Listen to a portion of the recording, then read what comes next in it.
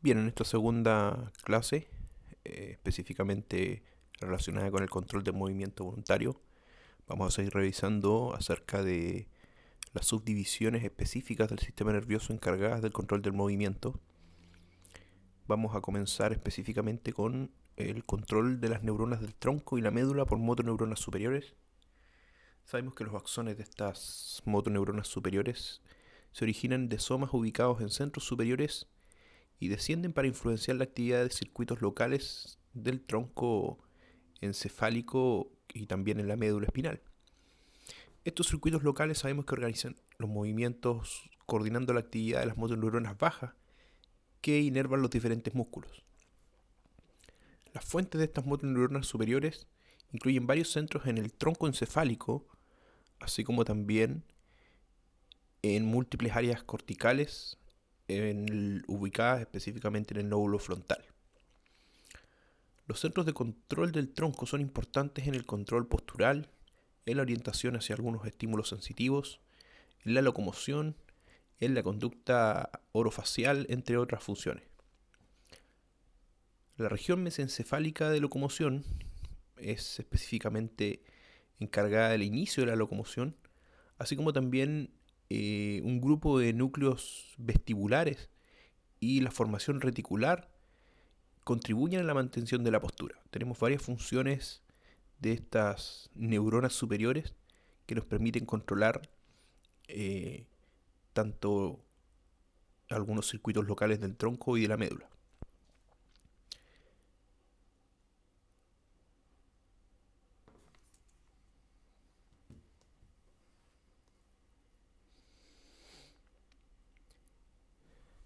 Algo que habíamos mencionado ya era que en la médula las motoneuronas bajas, específicamente los circuitos también que forman estas motoneuronas bajas, están organizadas de manera somatotópica, quiere decir que específicamente en la línea media o más cercanos a la línea media tenemos las motoneuronas bajas que regulan la contracción de la musculatura axial o de la musculatura proximal de las extremidades, mientras que hacia lateral de la sustancia gris de la médula espinal tenemos las neuronas encargadas del control específico de los músculos distales de las extremidades, por ejemplo, la extremidad superior, específicamente de los dedos, lo que permite el control de movimientos mucho más finos.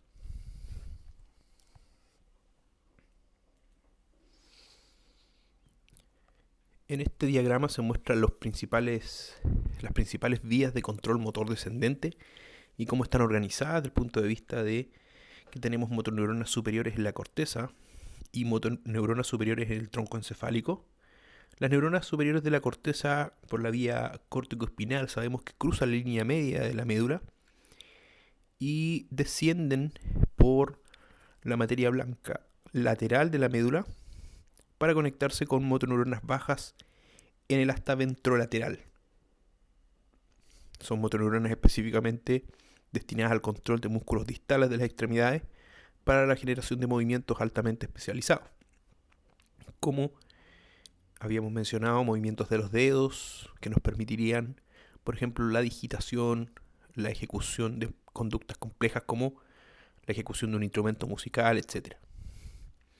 Por otro lado, las motoneuronas superiores del tronco encefálico bajan por la línea media, específicamente una zona de la médula tractos que se encuentran o van por la materia blanca anteromedial de la médula y que una vez que alcanzan el segmento medular correspondiente, ¿cierto? Se generan prolongaciones bilaterales, tanto en el mismo lado, otras que cruzan la línea media, para conectarse con motoneuronas bajas en el asta ventromedial, en ambos lados para el control de músculos axiales y proximales de las extremidades, destinados a la postura, al equilibrio y a la locomoción en ambos casos.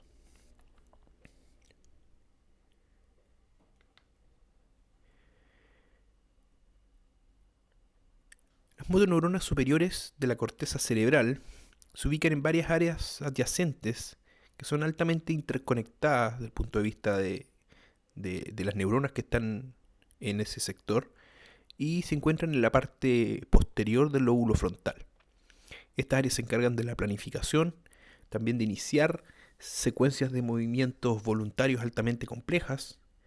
En estas áreas corticales reciben input regulatorio de otros sectores, específicamente de los ganglios basales y del cerebelo, por medio de relevos de información en el tálamo ventrolateral.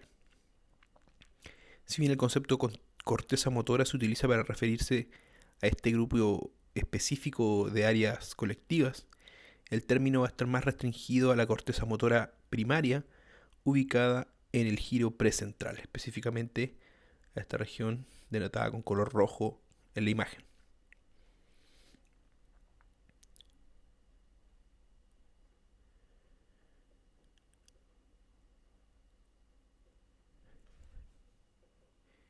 Las células piramidales, específicamente de la lámina cortical número 5, cuando vemos en un corte histológico tenemos distintas láminas con presencia de con distinta densidad en el número de neuronas. Las piramidales de la lámina cortical 5 son las motoneuronas superiores principales de la corteza motora primaria. Entre estas neuronas encontramos también a las células gigantes o neuronas gigantes de Betz, que son las más grandes del sistema nervioso central según el tamaño de su soma, neuronas que vemos aquí en esta imagen. Se creía que estas células de Betz eran las principales motoneuronas. Sin embargo, hay bastante pocas de ellas en esta lámina, bueno, y en toda la corteza en realidad, para generar la enorme cantidad de axones que se proyectan desde la corteza primaria hacia el tronco y la médula. Por lo tanto, no pueden ser las únicas motoneuronas responsables de específicamente ser las motoneuronas principales. De hecho, en el sistema nervioso humano no representan a más del 5% de los axones que se proyectan desde la corteza motora hacia la médula.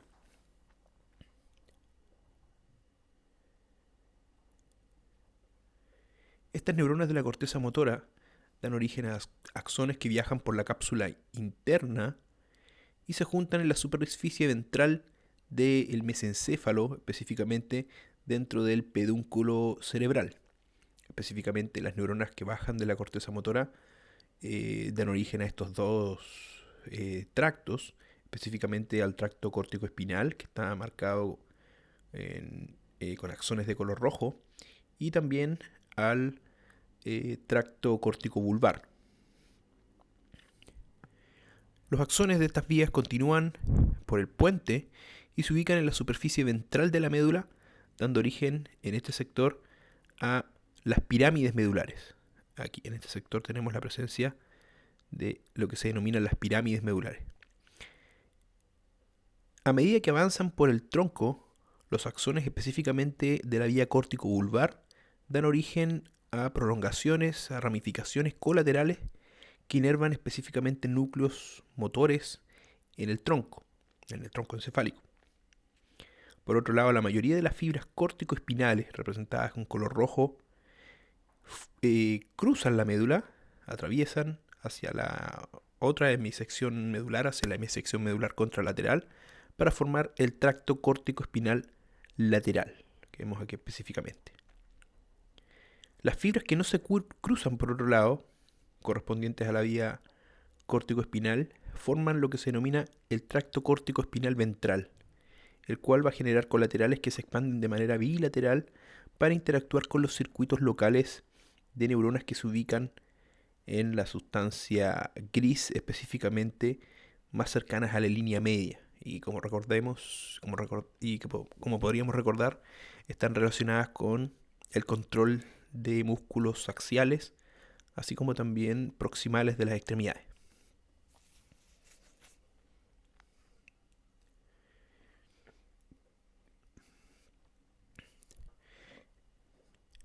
La siguiente imagen muestra un mapa topográfico de cómo está organizada la corteza motora primaria en función de las funciones específicas de cada sector. Si vemos en esta imagen, toda esta área está destinada al tracto córtico-espinal, donde tenemos neuronas encargadas del movimiento de las extremidades superiores, del tronco, y en esta zona tenemos motoneuronas destinadas al control de las extremidades inferiores. Por otro lado, esta zona que estaría representando a las motoneuronas superiores, principalmente que forman el tracto córtico vulvar. El tracto córtico vulvar, como recordemos, generaba colaterales que hacían sinapsis específicamente con núcleos en el tronco encefálico y que están destinadas principalmente para el control de los músculos faciales.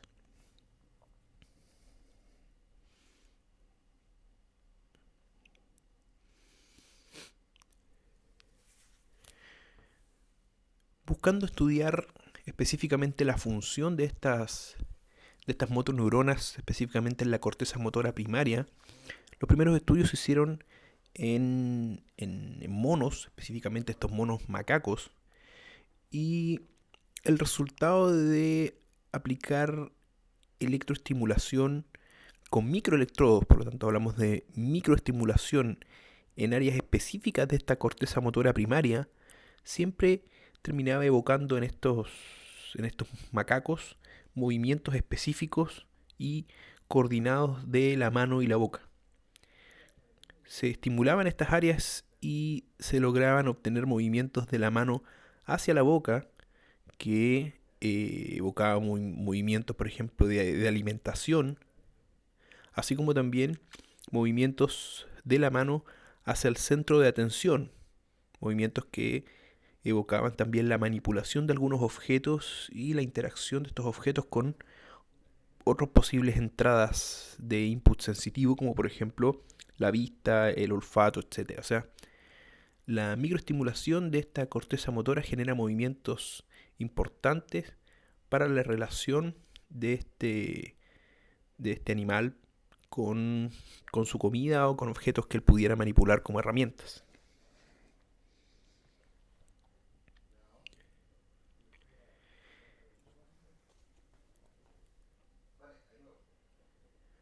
La corteza premotora, por otro lado, corresponde a un mosaico de diferentes áreas interconectadas en el lóbulo frontal. Se encuentran adyacentes a la corteza motora primaria y también contribuyen con varias funciones motoras específicas. Cada división de esta corteza premotora recibe una gran cantidad de información, una gran cantidad de input multisensorial que proviene de los lóbulos específicamente parietales, así como también algunas otras conexiones con el lóbulo frontal, ¿sí? Específicamente señales más complejas relacionadas con la motivación y la intención de los movimientos. El 30% de los axones del tracto córtico espinal provienen específicamente de neuronas de esta corteza premotora. Muchos experimentos que se realizaron para comprobar la función de estas neuronas, de estas áreas, de esta sección de la corteza específica, utilizaron información de otras áreas de la corteza para poder seleccionar movimientos apropiados para el contexto y el objetivo de la acción. Evidencia reciente indica que el mapeo de los movimientos está relacionado al espacio personal o extrapersonal del movimiento. ¿Qué quiere decir esto? Que las acciones coordinadas específicamente por la corteza motora primaria, como vimos en los experimentos con el mono, tienden a estar localizadas en el espacio personal, o sea, movimientos dentro de la longitud de los brazos, o sea, movimientos para relacionarse con objetos muy cercanos, o con acciones que implican movimientos dentro de ese rango de movimiento. Mientras que las acciones codificadas por la corteza premotora, o sea, esos movimientos que necesitan una planificación y por lo tanto un mayor input sensorial, están relacionados y están típicamente orientados al espacio extrapersonal, o sea, más allá de la longitud de los brazos.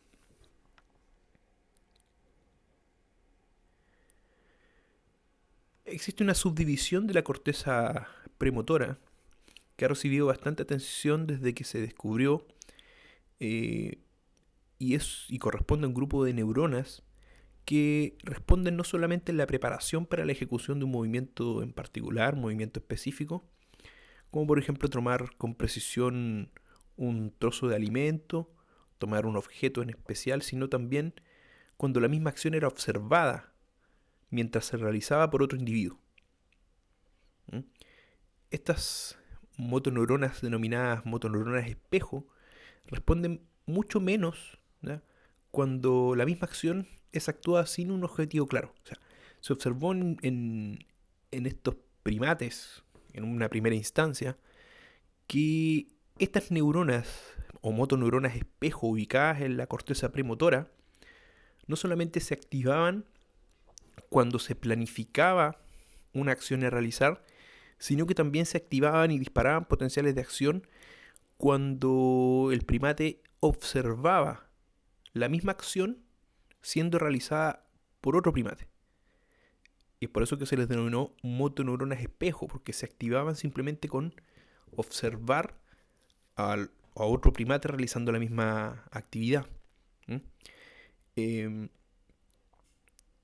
por lo tanto, estos hallazgos sugieren que el sistema estaría involucrado en codificar la intención para realizar un movimiento basado en la observación de conductas y acciones relevantes de otros. Es por eso que los primates, producto de tener estas motoneuronas espejo, les permite realizar conductas por imitación que para nosotros son bastante peculiares, como por ejemplo la manipulación que realiza este chimpancé de un smartphone y involucrándose directamente con una red social. Y la navegación que realiza es una navegación bastante intencionada que nos podría demostrar un interés similar y conductas que se pueden haber adquirido simplemente por la observación.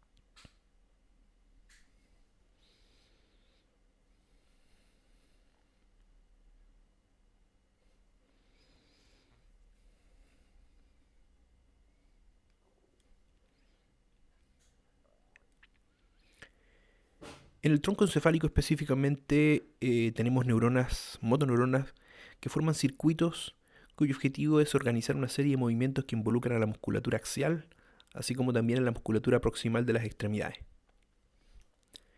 Estos movimientos van a incluir la mantención del balance, específicamente del equilibrio, la regulación de la postura, el inicio y la regulación de la locomoción, así como también la orientación de la mirada.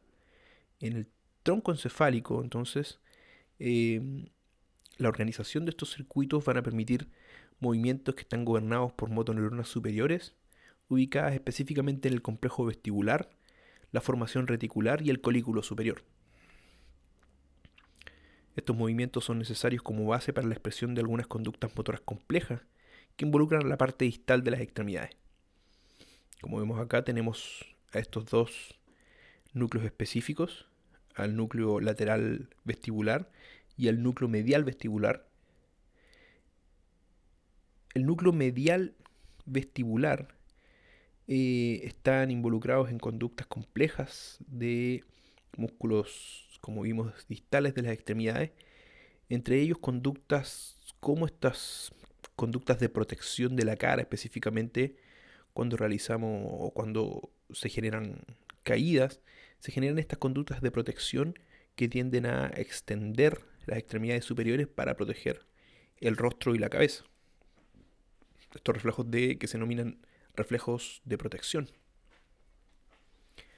Por otro lado, específicamente los núcleos vestibulares laterales están más involucrados con el control del equilibrio, de la musculatura axial, y generan conductas específicas de movimiento cuando necesitamos mantener el equilibrio en situaciones donde se puedan producir desbalances y desequilibrio, como por ejemplo cuando nos transportamos en algún medio de transporte como el metro, un bus y vamos específicamente en la posición de pie.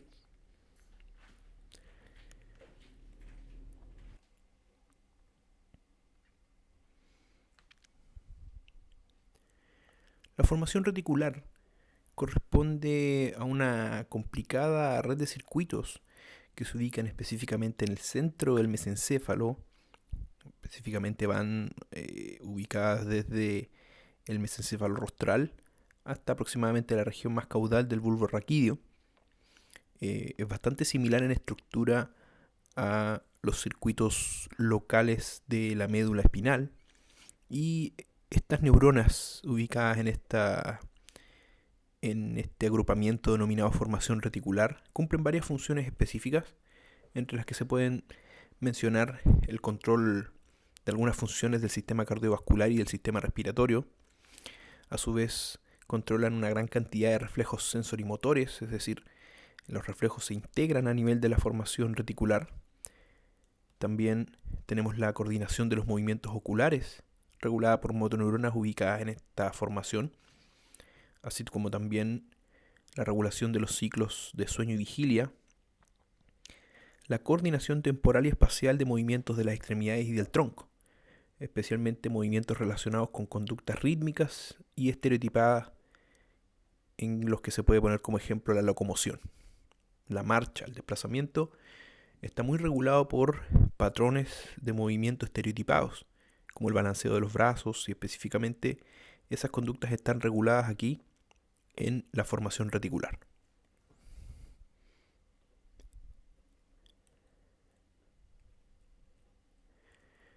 Tanto los núcleos vestibulares como la formación reticular son capaces de proveer información hacia la médula espinal para poder mantener la postura en respuesta a algunas perturbaciones ambientales o incluso perturbaciones autoinducidas de la posición corporal y la estabilidad.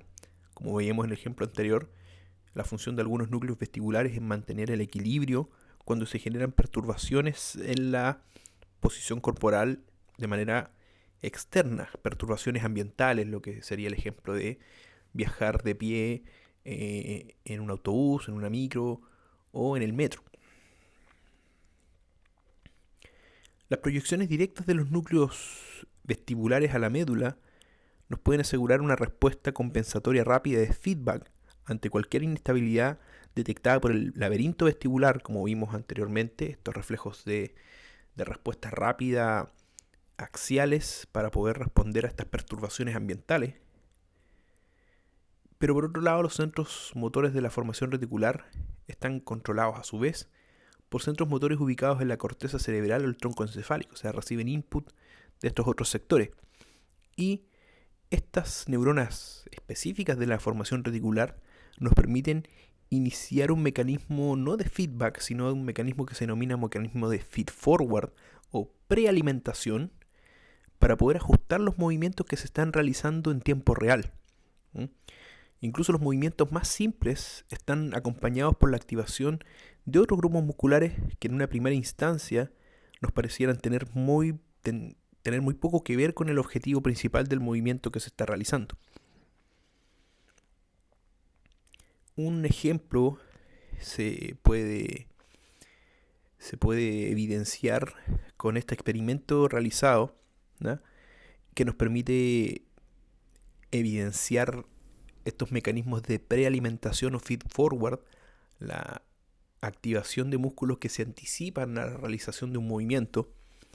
Y en este experimento se están registrando de manera simultánea, ya sincrónica, la actividad eléctrica de dos grupos musculares, específicamente músculos flexores del codo. Está registrando la actividad electromiográfica del bíceps, y al mismo tiempo se está registrando la actividad electromiográfica de los gastrocnemios. ¿En qué consiste este experimento y esta prueba?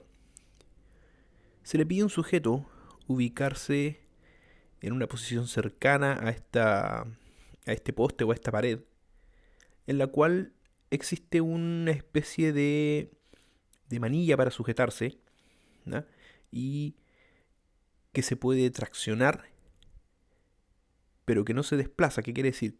El sujeto, al realizar la tracción mediante la flexión del codo, su cuerpo se va a acercar a la pared. Esta acción de flexión del codo tiene que realizarla cuando escuche una señal auditiva, una bocina específica. Cada vez que escuche ese sonido, tiene que realizar esta flexión de codo.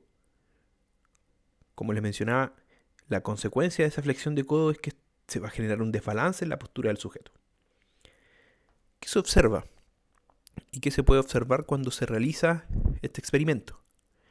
Que una vez que suena esta señal auditiva y el sujeto va a realizar esta flexión de codo, previa a la aparición de la actividad electromiográfica del bíceps, tenemos anticipada la contracción de los músculos gastrocnemios, que parecían en un inicio no tener ninguna relación, pero si lo pensamos, el realizar esta flexión de codo va a generar un desbalance en la postura de este sujeto, haciéndolo acercarse a esta pared o incluso pudiendo perder el equilibrio y irse contra la pared. Por lo tanto, la contracción previa y la anticipación de la contracción de estos músculos gastrocnemios van a impedir ese desbalance que se va a generar por la contracción de los bíceps. Estos mecanismos de prealimentación y de anticipación de algunos movimientos a otros movimientos que se van a realizar o que se están realizando son generadas por estos circuitos de la formación reticular.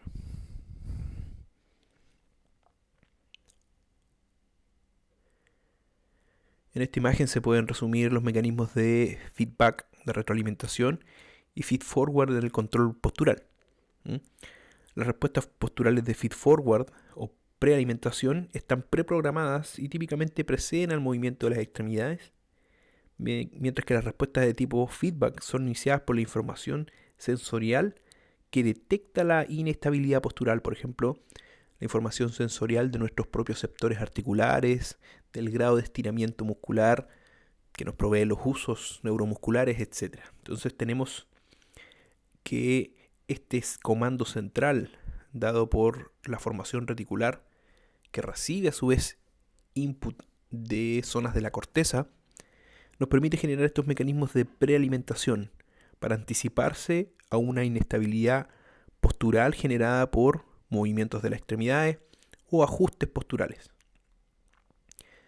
A su vez, esta inestabilidad postural también es detectada por vías sensitivas y nos permiten realizar mecanismos de feedback, como nosotros ya lo habíamos revisado, específicamente los feedback dados por los usos neuromusculares, estos reflejos de estiramiento, o a su vez también el reflejo de estiramiento inverso o miotático inverso.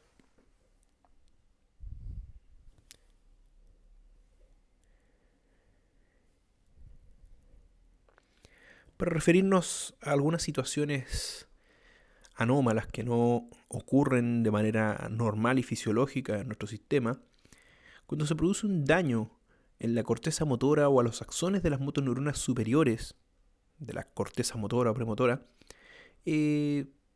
causan signos o síntomas como la flacidez de los músculos del hemicuerpo contralateral, así como también abolición de la actividad refleja. Caso muy particular en pacientes que sufren daños y la consecuencia es una hemiplegia. En estos casos el control de los músculos del tronco se tiende a mantener. Y eso lo sabemos porque está la presencia de vías del tronco encefálico y estas proyecciones bilaterales de la vía córtico-espinal a los circuitos locales que controlan la musculatura de la línea media. O sea, tenemos otras proyecciones que no vienen directamente de la corteza motora para controlar a la musculatura de la línea media. Existe un periodo que se denomina el periodo de choque espinal, y este periodo de choque espinal inicia con una hipotonía, o sea, podríamos decir casi una disminución severa del tono muscular, y que se inicia posterior a la lesión, a la lesión específica de motoneuronas superiores, que podría darse, como vimos en la imagen anterior, en el caso de un accidente cerebrovascular, ya sea isquémico o hemorrágico. ¿Mm? Y esta lesión que genera, esta hipotonía generada por la lesión, obviamente refleja la inactividad, la disminución en la actividad de los circuitos espinales locales que fueron deprivados del input de la cabeza, o sea, de la corteza y del tronco encefálico. Después de algunos días, estos circuitos medulares tienden a recuperar su función por mecanismos que no están muy bien comprendidos. O sea, al principio hay un shock, la médula, estos circuitos se ven bastante disminuidos en su actividad, producto de que dejan recibir información o el control que les proveen las motoneuronas superiores de la corteza o del tronco. Pero después de algunos días, entonces estos circuitos tienden a recuperar su función e incluso tienden a veces a aumentar su actividad. Bastante clásico es este signo de Babinski, que es un signo que nos indica lesión de motoneurona superior. La respuesta normal refleja la estimulación cutánea en este sentido de la región plantar, de la piel de la región plantar. La respuesta normal es una flexión de los dedos, de los ortejos, en realidad una flexión de los ortejos. Mientras que cuando hay un daño en la corteza motora específica y hay una deprivación de ese control superior de los circuitos locales, se produce una respuesta contraria, una respuesta de extensión del hallux y una extensión del resto de los ortejos, pero en una forma de abanico, van en orden extendiéndose. Este reflejo de Babinski o signo de Babinski indica entonces lesión de motoneuronas superiores. Por otro lado, la espasticidad, que es un aumento en el tono muscular, que también genera una hiperactividad en los reflejos de estiramiento, así como también respuestas de clonus que se denominan, que son respuestas reflejas de estiramiento cuando se evalúa, por ejemplo, un reflejo de estiramiento con la percusión mediante un martillo percutor. La respuesta sigue repitiéndose, sigue clonada, o sea, la extremidad sigue moviéndose, generando la misma respuesta refleja después de un tiempo, a lo que se le denomina clonus. Esto es generado por esta hiperactividad en los circuitos locales, que en un principio parten con un shock medular, o sea, con esta muy baja actividad por la deprivación del control superior, pero que posteriormente, por mecanismos que aún no son bien comprendidos, se tienden a reactivar e incluso aumentar su actividad. Cuando se producen lesiones extensas en motoneuronas superiores, pueden estar acompañadas de rigidez de los músculos extensores de la extremidad inferior, así como también de los músculos flexores de la extremidad superior. Y esto es lo que genera el patrón clásico que observamos en las personas con hemiplegia, el patrón motor clásico de la hemiplegia con una extensión de la extremidad inferior, ¿eh? Un pie que se va hacia la flexión plantar, que dificulta la marcha, y una extremidad superior que tiende a un patrón flexor con flexión de codo, flexión de la muñeca e incluso flexión de los dedos, ¿eh? Dejando al primer dedo dentro incluso del puño de los otros dedos, ¿eh?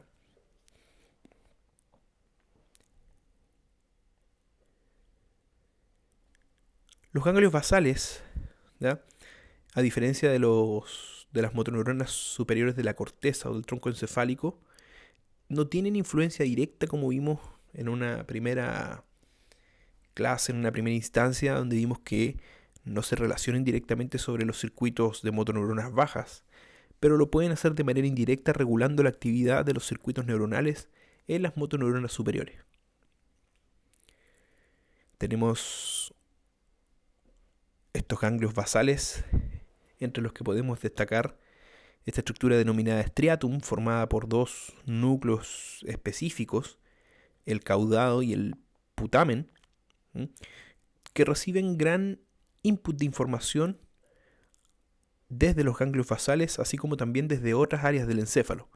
Como vemos acá, tanto el caudado como el putamen reciben input de información de diversas áreas de la corteza, como por ejemplo de la corteza frontal, de la corteza parietal, de la corteza incluso temporal, así como también de otras áreas de los ganglios basales, como por ejemplo en el mesencéfalo, específicamente la sustancia negra, específicamente su pars compacta, la parte compacta de la sustancia negra.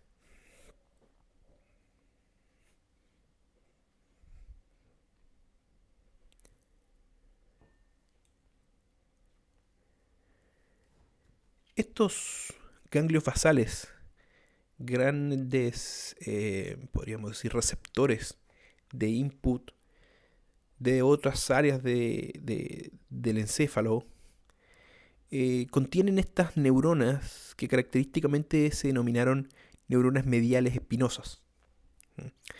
Los axones que emergen de estas neuronas mediales espinosas convergen a su vez en neuronas de otros ganglios basales, como son el globo pálido, así como también a la sustancia negra en su porción reticulada, esta sustancia negra pars reticulata.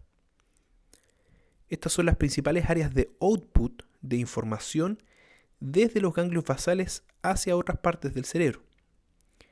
Casi todas las regiones de la corteza se proyectan directamente al striatum, a estas áreas que vimos, como son el caudado y el putamen, ¿no?, haciendo que la corteza sea la principal fuente de input hacia los ganglios basales. Ahora, la naturaleza de la información que va hacia el caudado y el putamen aún también es poco comprendida en su función específica. Por otro lado, los ganglios basales también generan proyecciones y las neuronas mediales espinosas del caudado y el putamen van a dar origen a proyecciones GABAérgicas, o sea, proyecciones inhibitorias que terminan en el globo pálido y en la sustancia negra pars reticulata, como vimos en la imagen anterior. Por otro lado, neuronas eferentes del globo pálido y la sustancia negra pars reticulata son las que generan las mayores vías de output que permiten a los ganglios basales poder influenciar la actividad de las motoneuronas ubicadas en la corteza motora y el tronco encefálico. O sea, los ganglios basales pueden influenciar la actividad de las motoneuronas superiores ubicadas en estas áreas, en la corteza motora y en el tronco. Como estas células que se ubican tanto en el globo pálido como en la sustancia negra pars reticulata son principalmente GABAérgicas, el output principal de estos ganglios basales es un output inhibitorio. Y cuando estas neuronas se activan, logran prevenir movimientos indeseados, inhibiendo tónicamente células en el tálamo y en el colículo superior. Por lo tanto, inhibiendo algunas conductas que generen movimientos indeseados mientras se están generando otros movimientos. O sea, los ganglios basales son importantes en la modulación de los movimientos intencionados y por lo tanto tienden a restringir o a prevenir algunos movimientos indeseados. Como las neuronas mediales espinosas, que son las que regulan esta actividad, también son GABAérgicas, el efecto de la entrada excitatoria proveniente de la corteza, o sea, cuando se va a generar un movimiento intencionado y ese movimiento se inicia en la corteza, ¿no?, el efecto final va a ser inhibir la actividad tónica de las neuronas inhibitorias del globo pálido y de la sustancia negra pars reticulata. O sea, la entrada excitatoria de las neuronas motoras de la corteza motora o premotora van a generar una inhibición de la inhibición tónica. Por lo tanto, van a permitir una mayor actividad de estas mismas motoneuronas de la corteza. Por eso que la organización de los circuitos de los ganglios basales es de esta forma. El caudado y el putamen, que son las principales, podríamos decir, el principal destino del output de las motoneuronas de la corteza. O sea, ellos reciben bastante información. Cuando reciben información, ¿cierto?, logran inhibir la inhibición generada por estos otros ganglios basales, específicamente al globo pálido interno y a la sustancia negra en su porción reticulada, que están inhibiendo de manera tónica grupos neuronales vía complejos talámicos en la corteza frontal, así como también en el colículo superior. Por lo tanto, podríamos decir que es una especie de alimentación positiva, ya que involucra una doble inhibición. Se está generando una inhibición constante de estas regiones de la corteza, pero que cuando se activan, logran ellas mismas frenar vía los ganglios basales esa inhibición.